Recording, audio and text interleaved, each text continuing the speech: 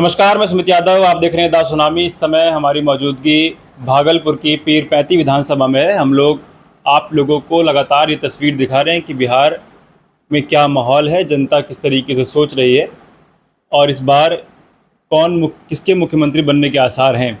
आज हम लोगों के साथ बातचीत करने के लिए खास मेहमान पीरपैंती विधानसभा से पूर्व विधायक रामविलास पासवान जी मौजूद हैं। बहुत बहुत स्वागत है सब चैनल पर। पहले तो आपको बहुत बहुत धन्यवाद और आपके चैनल के माध्यम से सभी दर्शकों को मैं हृदय से स्वागत करता हूं, अभिनंदन करता हूं, वंदन करता हूं। कैसी चल रही है आपकी तैयारी? तैयारी तो हम लोगों का जोर शोर से चल रहा है और हम लोग का एक मिशन है कि आदरणीय प्रतिपक्ष के नेता तेजस्वी यादव को हम लोग 2025 में मुख्यमंत्री देखना चाहते हैं। क्या? हाँ। और काफ़ी हम लोग मेहनत करके उनको बनाने का प्रयास करेंगे कि हमारे तेजस्वी जी मुख्यमंत्री बने। लगातार विपक्ष की तरफ से जो आरोप ये लग रहा है, पिछली बार जब 2020 के भी आंकड़े उसी तरीके से थे, जब चुनाव हारे तो ये कहा गया कि प्रशासन ने बेईमानी की है। अब हाल ही में वोट चोरी का मुद्दा चल रहा है, तो कैसे इस चीज़ को आप रोक पाएंगे अगर हो रही है तो? 2020 में तो सरकार महागठबंधन का बन ही रहा था। कुछ जगह पर करीब 15-20 जगह पर जो है बेईमानी किया। कहीं 1500 से हराने का, कहीं 15 वोट से हराने का, कहीं 5000 से, कहीं 4000 से, ऐसे करके 20 सीट लगभग हम लोगों का हराने का काम किए ज़बरदस्ती। और 20 में हम लोगों का सरकार नहीं बनने दी। पूरे बिहार में हम लोगों का 12,000 वोट कम हुआ था, जो कि हम लोग सरकार नहीं बन पाए थे। लेकिन इस मर्तब तेजस्वी यादव पर विश्वास है महागठबंधन पर कि 12,000 आपके द्वारा नहीं, 12 लाख से बेसी अधिक वोट जो है मुख्यमंत्री बनाने के लिए उसको जो है बिहार से आपके 2025 में उसको मिलने जा रहा है। इसलिए जो है बेईमानी करने का, चोरी करने का आपकी दा उसको भांज नहीं है।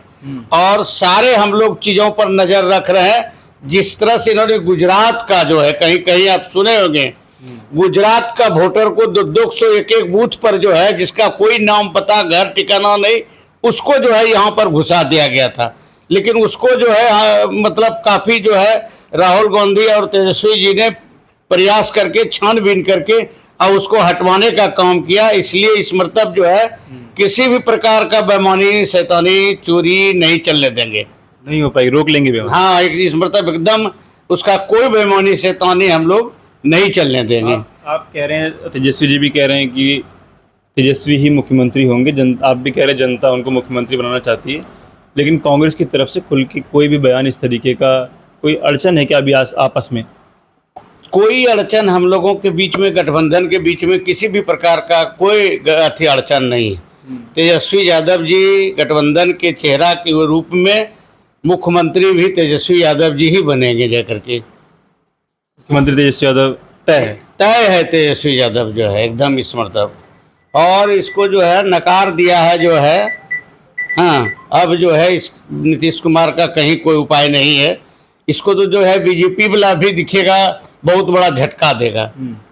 कहीं इसको 15-20 सीट पर नहीं ला दे। उसका वोटिंग लेने के चक्कर में है, बीजेपी वोटिंग लेने के चक्कर में है, ये देने के चक्कर में इस मर्तब नहीं है। उसको कमजोर करके हटा देने का, सिट्ठी की तरह निकाल करके बिक देने का उसको आपकी वो लोग प्लानिंग किया है। आप कह रहे हैं कि तेजस्वी यादव जनता मुख्यमंत्री बनाना चाहती है। जो काम आप कह रहे थे कि हम सत्ता में आएंगे तो करेंगे, नीतीश जी उसकी लगातार घोषणा किए जा रहे हैं। 125 यूनिट बिजली फ्री देने के बाद 1100 रुपये वृद्धा पेंशन बढ़ा दी गई और तमाम घोषणाएं, डेली करोड़ों की घोषणाएं नीतीश कुमार कर रहे हैं। देखिए, नीतीश कुमार जी हो चाहे नरेंद्र मोदी प्रधानमंत्री जी हो, ये जो इंडिया गठबंधन है वो तो झूठा ही सिर्फ बोलता है, बोलना जानता है, घोषणा करना जानता है। पहला तो घोषणा प्रधानमंत्री का था युवा बनाने की। जब बात आई तो उन्होंने घोषणा किया 2 करोड़ युवाओं को प्रत्येक साल हम नौकरी देंगे।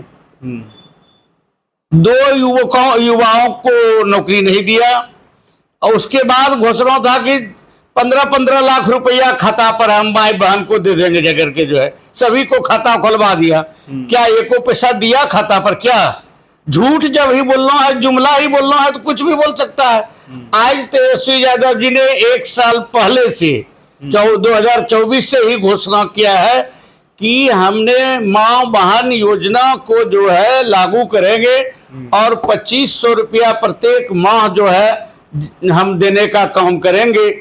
बूढ़ा बूढ़ी वृद्धा पेंशन, विकलांग पेंशन 1500 रुपया हम देने का काम करेंगे। हमने 200 यूनिट बिजली फ्री देने का काम करेंगे। तो इन्होंने टेंशन में पेंशन बढ़ाया, इन्होंने जाकर के 1100 वो भी नकल करने के लिए नहीं आया कि तेजस्वी यादव का नकल अगर करना होता तो 200 यूनिट क्यों 300 यूनिट बिजली फ्री कर देता।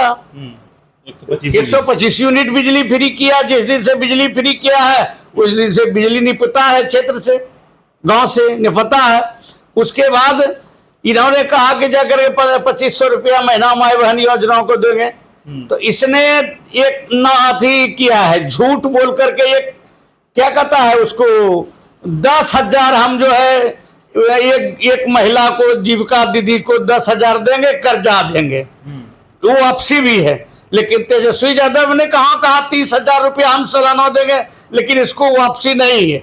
हम 1500 रुपया वृद्धा पेंशन देंगे तो ये 1100 रुपया वृद्धा पेंशन, तो ये 1100 नहीं दे करके उन्होंने 2000 उसको कर देना चाहिए था। अच्छा करना ही था तो आप 20 साल से क्या कर रहे थे? 20 साल से क्यों नहीं कर रहे थे?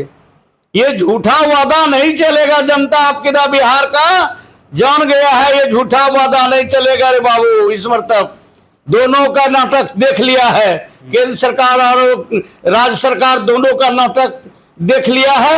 इस मर्तब कोई जनता एक एक जानकारी है। और जो इन्होंने कहा 500 रुपयों में गैस सिलेंडर देंगे, तेजस्वी यादव में दम है बात करने का। उसको सच बात बोलता है, करता है, जो बोलता है वही तेजस्वी यादव करता है। उन्होंने कहा था 10 लाख हम रोजगार नौकरी देने का काम करेंगे। उसको 17 महीनों का सरकार बनने मौका लगा। 17 महीनों में उन्होंने 5 लाख नौकरी दिया। इतिहास गवाह होगा, आज तक गांधी मैदान में 1,20,000 नियुक्ति पत्र जो है कोई नहीं मुख्यमंत्री बांटा था। लेकिन तेजस्वी यादव ने 1,20,000 नौकरी गांधी मैदान में अभ्यर्थियों को बुला करके देने का काम किए। एक दिन में 5 लाख 17 महीना में दिया। 3.5 लाख का जो पूरा तैयारी करके रखा था तब तक पलटू चचा पलट गए, खेला खत्म हो गया। नहीं तो 10 लाख तो ही पूरा ये देता। तो इन 17 महीने के आधार पर जनता वोट करेगी। 17 महीने के सरकार पर जनता वोट करेगी और जनता को तेजस्वी यादव पर विश्वास है। उसका कहना है कि अभी उम्र मेरा 36 साल हुआ है, हम एक मर्तब झूठ बोल करके नहीं हम बनेंगे। आप लोगों को विश्वास दिलाता हूं कि हम जो है ये 20 साल आप उसको मौका दिए हैं, हमको एक मर्तब 20 महीना मौका दे करके देखिए। हम जो है आप विकास आपको दिखाने लगेंगे, पलायन को रोकने लगेंगे। विद्यार्थी को जो स्टेप लगता है, फी लगता है जाने के लिए, उसको रहने के लिए लगता है, आने जाने के लिए लगता है, वहां तक वो कहा है कि हम विद्यार्थी को एक पैसा न लगने देंगे। रहने खाने आने जाने का सारे पैसा सरकार द्वारा हम उसको मुहैया कराएंगे।